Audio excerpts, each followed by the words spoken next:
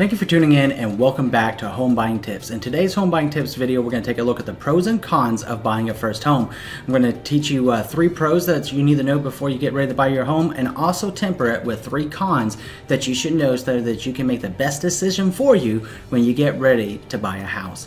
Hi, my name is Andrew Finney. Please consider me your real estate geek. I'm always here to help, and my contact information is in the show more description below and always on the back side of every video.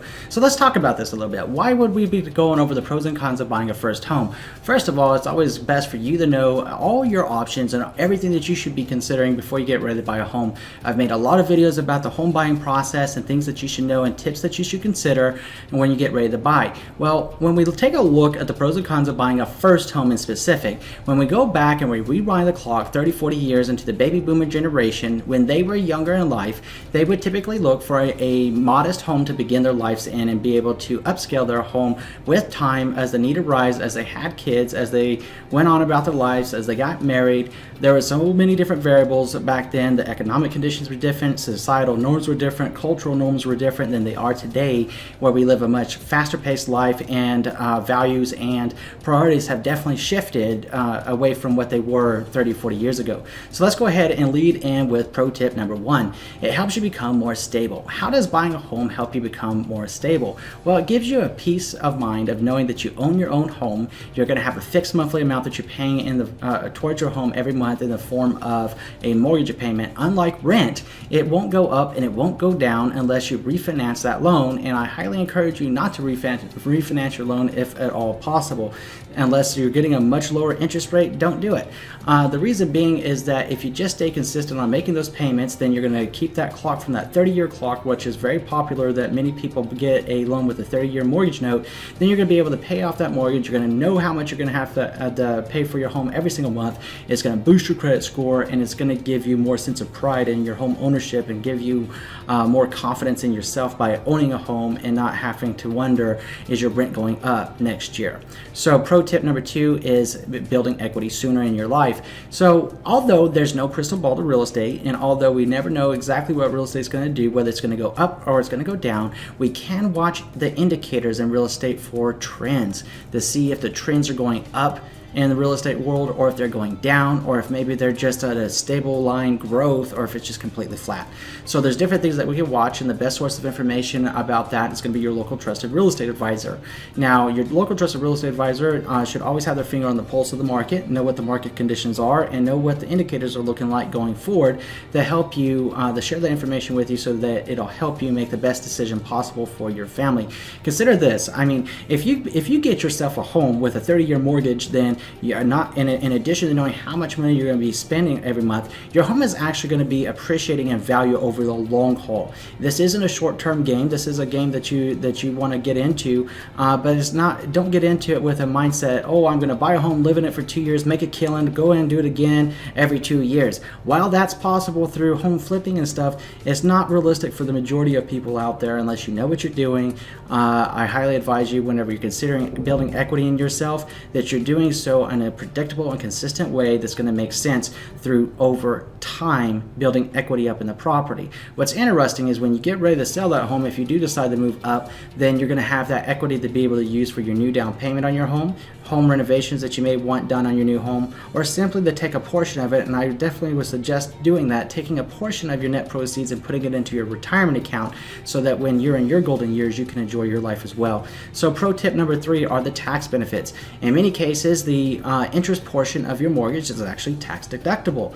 And even with the current tax reform on the table right now in our political climate, we'll see what ends up happening with that. I know there's been some talk about taking it away. Well, your National Association of Realtors and realtors like myself are definitely fighting the good fight for you to make sure that you're able to keep your mortgage interest deduction, because it's something that really does help people, because mortgage interest can sometimes be $2,000-$3,000 or more a year, and if you can count that against your income and get some more money back in your tax return or pay less in taxes, it's definitely going to help you build up that equity in yourself and help your family out at the same time. So let's go into 3 things. Let's temper those pros of buying a home with 3 reality gut checks. That way you know what's best for you to do. So con number 1 is actually, if you're buying your first home and you had your mind thinking about well, I can afford a $220,000 house now, but in 5 years, I think I could afford a $300,000 house, let's say. Then that means that you're going to be buying twice, which means you're going to be moving twice, and there's going to be an expense to both. Now, one thing to consider is if you're going to live in an area for 5 years or more, or if you're active duty, let's say military, then you know that you're going to be at a duty station for 4 years or longer, then you want to buy a house. And the reason being is if the market conditions make sense, it goes back to chatting with your local real estate agent.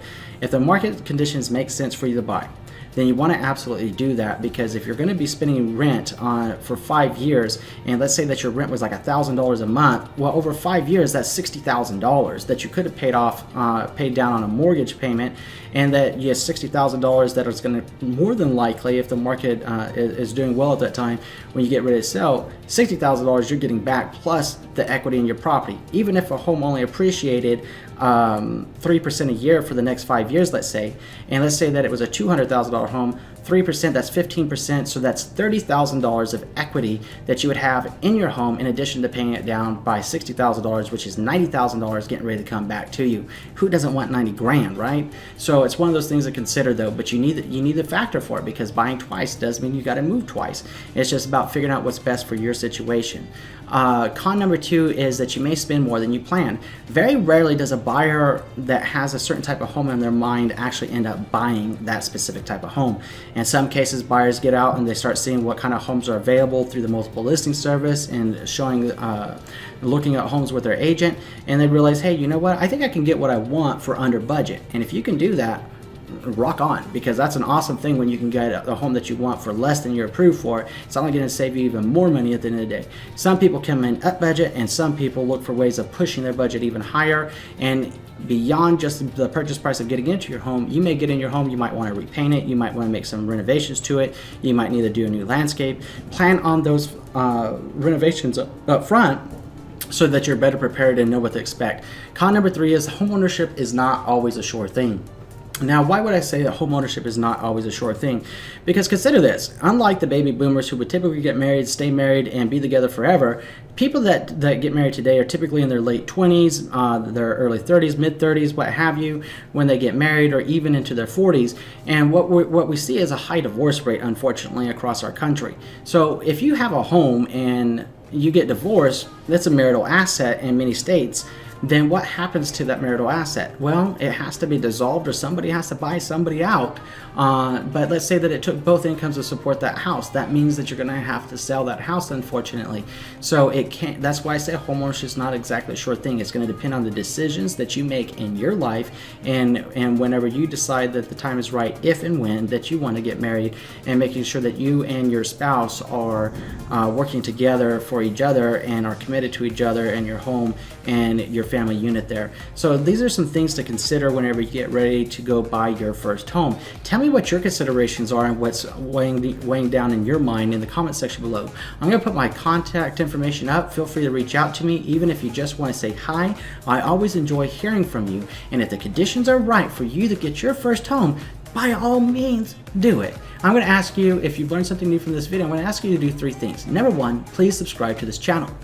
Number 2, please like this video. And number 3, please share this video around with someone you know it's going to be able to help. Thank you so much for watching today. We'll see you next week with a new episode of Home Buying Tips. Looking forward to catching up with you then. Enjoy an amazing day.